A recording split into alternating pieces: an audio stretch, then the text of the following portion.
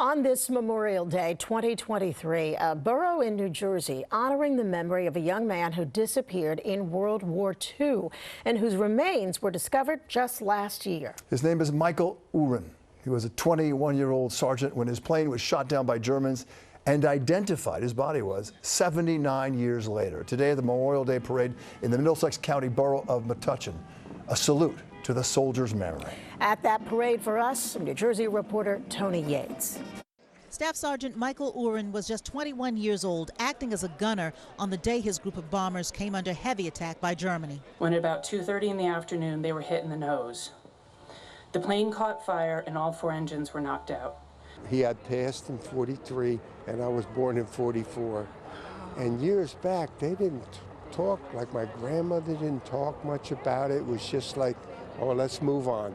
Here, 80 years later, after Uhrin's bomber was shot down, along with 60 others, his family and his hometown have him home. He was the second son that John and Mary Uhrin lost to World War II in a matter of just 9 months.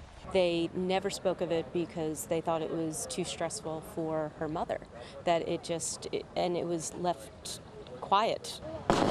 Not today. Metuchen honored the staff sergeant along with 40 other hometown boys who lost their lives defending America. To have someone who no one ever thought would ever come back, come home, and have all generations able to honor him is incredible. DNA swabs were taken from Michael and Michael Jr. 2 years ago as the Army was relentless in trying to identify bodies that had been recovered from unmarked graves of U.S. soldiers in Germany. All of a sudden, the Army called me and said, we found your uncle. Uhrin's family traveled from Arizona and Pennsylvania to share in the return, funeral, and burial. We're, humbled to, and in awe of everything that the community has done.